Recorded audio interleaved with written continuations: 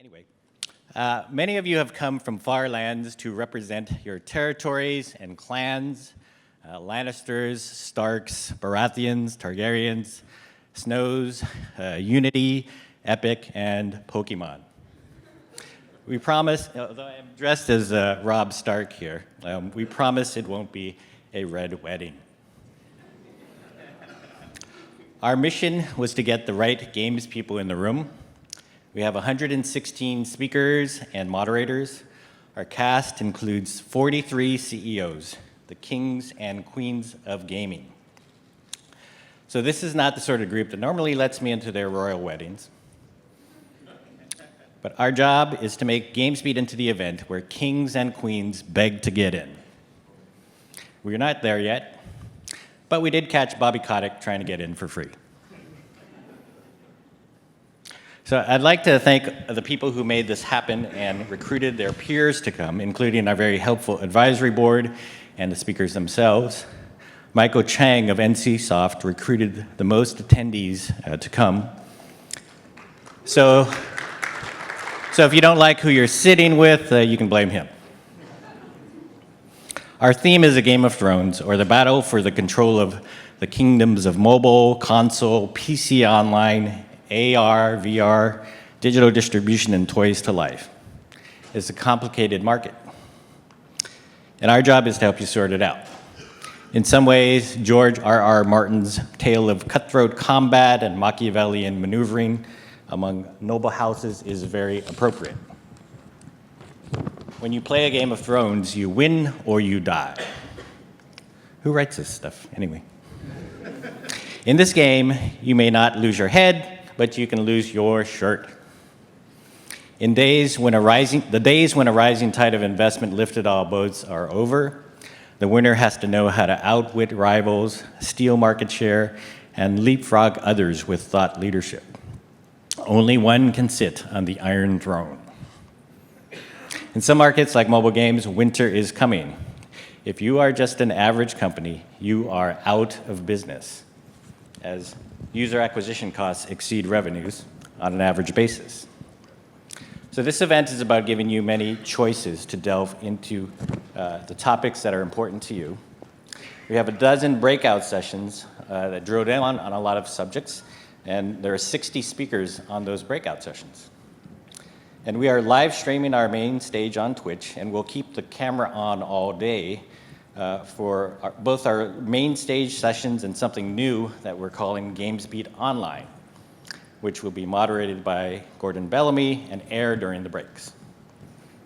So we've built plenty of networking time into the meals, the breaks, the Intel reception, and the Microsoft party. In contrast to our GamesBeat Summit, which was a more intimate gathering, this is an event where you can find a wider group of voices. We believe in diversity, both in people and ideas. Our lineup is the most diverse it's ever been. And I still believe that because of our emphasis on diversity and not in spite of it, you will find that everybody in the room is important. So this is in keeping with GamesBeat's own view of our influence. We aren't the biggest gaming publication, but our team's individual rankings show that we are among the top journalists in the world for social reach in games journalism, as measured by Influencer Marketing Platform Tracker. Our daily job at GamesBeat is to identify, foster, and publicize the community of leaders and innovators in gaming. Our sponsors are leveling up. I want to thank our sponsors, Game Insight, Microsoft, MaxPlay, Intel, RockU, AppLovin, Samsung, TrialPay, Authy, Azubu, Twitch, Hitbox, Sumo Logic, Playphone, Fuel Powered, and Atomic. That's about 10 times more than we had when we started this event 7 years ago. So we hope that they're with us because they see it's important to reach the influential people here. Targeted influence marketing is in, and when you measure influence, GamesBeat is like Lord Varys or Peter Baelish, except nicer. So GamesBeat has grown well beyond me. We run more than 90 stories in a week, and I write less than 25 of them. GamesBeat has 5 full-timers and a dozen freelancers. You just met our team. I'm very proud of our team's collective influence. So we've built this team that writes about the industry, but also cares about the industry. When Gamergate happened last year, female game industry leaders were getting threats repeatedly. Many people stayed silent. They tried to ignore the internet mob, and we're thankful that they weren't the target. It didn't blow over, and we decided enough was enough, and we took our stand on it. So we can go ahead and encourage everybody to lose themselves in the fun and creativity of playing and making games. But let's not let an opportunity to learn get past us. We need to remember that Gamergate happened in 2014, not in 1865. That tells us that we have a long way to go. So I have 3 daughters, and they are on their phones all the time. They are not console gamers. So it was like a rare experience for me to sit down with them and with my younger ones and play FIFA 16 soccer on the PlayStation 4 recently with female game characters like Alex Morgan. So for the first time since the game came out in 1993, my girls could play it with characters who looked like them. This is the kind of change that we need, and we have to put Gamergate far behind us if I am ever to recommend that the game industry is a hospitable place for my daughters to work. So that's why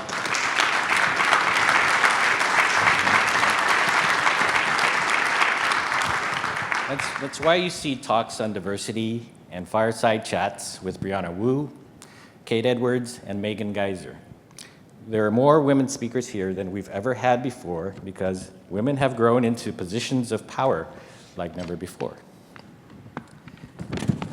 These speakers will inspire us to remember that the great thing about gaming is that it can broaden your perspective. Last year, there were so many billion-dollar deals happening to talk about. On the first day of GamesBeat 2014, Microsoft bought Mojang for $2.5 billion. The industry has since taken a pause. China's stock market has fallen. Investments are down, but they're still happening. Growth is not something you can take for granted. The focus is shifting from social casino games to esports and virtual reality, as our programming will show today. VB Profiles found in its VR landscape published today that the number of VR companies getting funding is doubling every year. The whole game industry has become a $91 billion market, but there's a chance that winter is coming. But we believe that you can do something about it.